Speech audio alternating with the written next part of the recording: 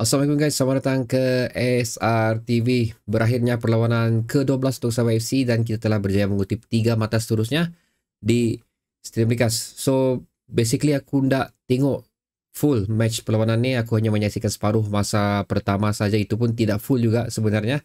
Jadi apa yang bakal aku share dengan kamu ni adalah berdasarkan daripada beberapa minit perlawanan yang telah aku saksikan di separuh masa pertama. Selepas itu highlight yang telah aku lihat di YouTube Malaysian Football League something tu lah, aku lupa siapa nama dia, dan seterusnya adalah berdasarkan daripada interview yang telah dilakukan oleh terhadap LTK Datuk Lim Tiong Kin. Itu kan nama dia.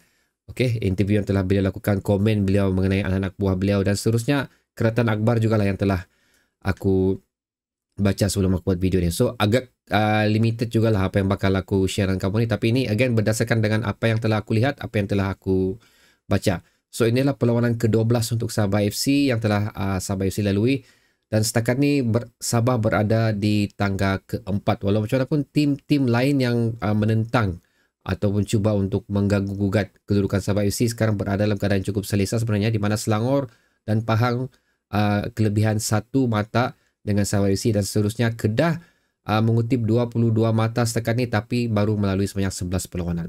So sekiranya Kedah memenangi perlawanan seterusnya, kita akan jatuh kembali di tangga ke-5. So itu yang agak merisaukan di sinilah. Saingan untuk tahun ni memang cukup bagus, di mana tim-tim besar seperti Selangor, Kedah, Pahang pun not bad juga last season, dan sekarang mereka membuktikan lagi kehebatan mereka untuk season ni, berada dalam kedudukan yang cukup untuk mencabar Sabah FC bagi merebut tangga kedua ataupun ketiga lah. So daripada apa yang aku perhatikan, sekali lagi awal-awal aku cakap mungkin ini pun banyak juga aku kritik untuk cara permainan Sabah ni. Okay, last video kritik, video ni kritik, macam tak puas hati pula dengan Sabah FC aku ni. Bukan begitu guys, cuma ini adalah pendapat peribadi aku sajalah. Again, aku berpuas hati dengan apa yang Sabah berikan untuk perlawanan ni dengan membawa 3 mata seterusnya, tapi terdapat juga beberapa persembahan ataupun corak permainan yang tidak cukup meyakinkan bagi aku, walaupun dengan kehadiran kehadiran Reza Ghazali dan juga Jilton dalam perlawanan ini memberi impact yang cukup besar lah untuk persembahan Sabah FC berbanding apa yang telah ditampilkan oleh Terengganu. Tapi still ada beberapa cacat celah yang kita nampak di situ, di mana hantaran-hantaran yang kurang tepat. Again, perancangan untuk menjanakan gol pun tidak begitu konsisten dalam perlawanan ni. Kita menentang Perak FC ni, satu tim yang ubi muda yang baru first time berada di kancah Liga Super. So basically ini adalah tim yang kurang pengalaman dan totally a new team. Sepatutnya kita boleh memberikan, walaupun gol tidak banyak, tapi at least memberikan aksi persembahan permainan yang cukup menghiburkan. Daripada komen yang aku baca pun, di separuh masa kedua ada sedikit pertukaran formasi yang telah dilakukan oleh Dato' LTK, memberikan sedikit impact untuk mencabar Sabah FC pada separuh masa kedua. Dan dikatakan juga pada hasil daripada pembacaan aku tu, Perak juga hampir mampu untuk merapatkan jurang pada paruh masa kedua especially. So di sini membuktikan bahawa ada kesebelasan utama kita, apa yang kita ada cukup bagus. Seperti mana aku katakan, video ini cukup bagus daripada apa yang kita miliki pada season lepas, tapi seolah-olah ada macam satu kekurangan yang perlu betul-betul diteliti, betul-betul diubah di situ. So aku dah tahu, kalau pengamatan aku lebih kepada formasi 3-4-3 tu terlampau sudah digunakan.